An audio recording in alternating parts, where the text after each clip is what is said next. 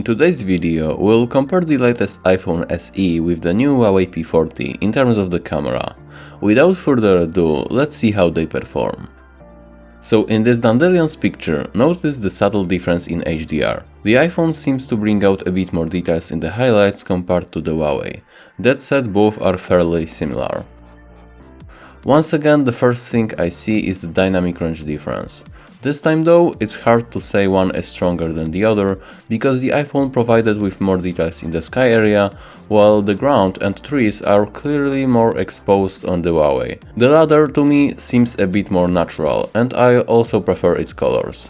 The iPhone came out a bit too greenish for my taste. Really close here, although I liked that slight exposure boost in the shadows from the P40, it made it look a bit more even.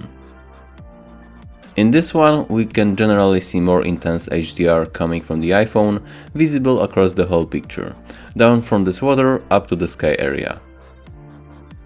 Same story in terms of the exposure over here, other than that, it's difficult to spot a difference. So in the end, I think I would say the iPhone has stronger dynamic range. Part of that is that pictures look more often noticeably brighter. The Huawei, as you see, is once again darker. Except for poor lighting conditions. Huawei actually tends to be brighter in those kind of scenarios, which I will also show you later in this video. That said, here I prefer the colors of the iPhone. I think this sunset came out looking spectacular. The Huawei was a bit too dull.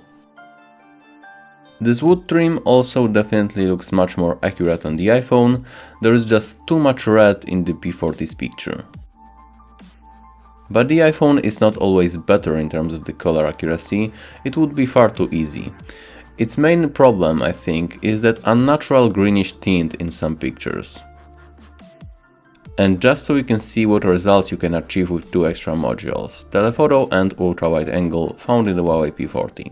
I especially like the ultra-wide angle, it's very useful and fun to use feature. Looking at the telephoto abilities, again, I am not trying to discredit the iPhone, it's just so we can fully see what the new budget iPhone has to offer, and it's for those of you who are deciding specifically between the SE and Huawei P40 for some reasons. Keep in mind the SE is actually cheaper, and proper rival when it comes to the size, price and cameras would be the iPhone 11. Anyway, the P40's 3x telephoto does a great job, clearly outperforming digital zoom from the SE. And further, using the digital zoom on the P40, we can get up to 30x hybrid zoom. Not that I would really suggest doing that. Now, let's focus on the level of detail. In the magnification, maybe we can see a little bit more nuances from the P40, probably thanks to the bigger sensor. This advantage is especially visible in those kind of more complex pictures with a lot going on. When things got more calm, the iPhone is mostly able to catch up with the rival. I don't see any major difference in the sharpness of this watch. Also, notice the other advantage of the P40's bigger sensor, that is more shallow depth of field. However, in the crop both perform very closely, a tad more sharpening in the iPhone. Even sometimes the iPhone does look better, because an increase in the sensor size demands the same improvements to the optics. It's apparently not always easy to put all of that together. In the result, the P40 has one major downside: optical imperfections, sometimes ruining the look of the bokeh and whole image. Just look at the edges of this padlock, they are sort of blurry and milky. Not to mention, more shallow depth of field from the P40 means you get fewer things in focus. That's why it didn't capture a sharp picture of this whole padlock in opposite to the iPhone. Aside from that, I don't see any major advantage in the level of detail, maybe again, the iPhone provided with a bit more sharpening. This seems to be the case with this one also, a bit more sharpening added to the CPU in the iPhone's picture. In terms of video quality, it seems to me that Apple achieved a pretty good balance between sharpening and sort of natural level of detail in the iPhone. Huawei looks a bit more blurry and messy in comparison.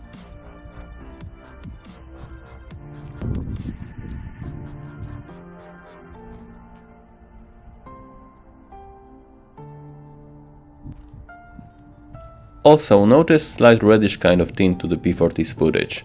I believe that color accuracy is also better on the iPhone. Stabilization is again the iPhone's strong side. Both are pretty good, but there is a lot of the jumpy effect in the Huawei's video. iPhone is just silky smooth.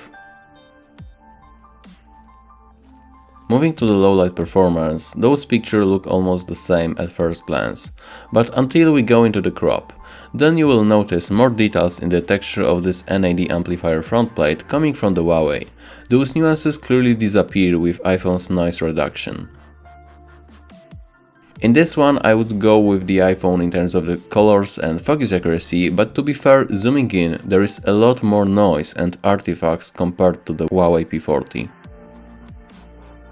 And here is another example of slightly more pleasing colors from the iPhone. It worked really great with this beautiful sunset again. Huawei is not bad, but the colors are a little bit too cold for me. The same difference in this shot, but as it gets darker, pay attention to the extra boost in brightness on the P40. Still, only the color tones. They are a little bit more satisfying on the iPhone. Huawei doesn't look that good, having that bluish kind of tint. Though I have to say that I am extremely surprised by iPhone's low-light abilities, because I consider P40 as one of the best low-light performance, and most of the time the iPhone is really close. But as conditions got more extreme, you have to give it to the Huawei, it can see significantly more in darkness.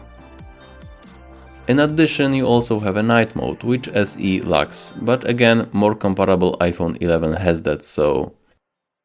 In conclusion, I think the new iPhone SE has surprisingly good camera, to the point that it's even better in some ways compared to the more expensive Huawei P40. It has overall better video quality, more reliable autofocus and slight advantage in color accuracy. The Huawei would be a better choice if you prefer having an extra ultra-wide angle and telephoto modules, plus a bit better low-light performance. That said, you can't go rogue with either of them. Let me know which one you think is better. If you like this video, consider watching my other stuff. See you in the next one. Peace.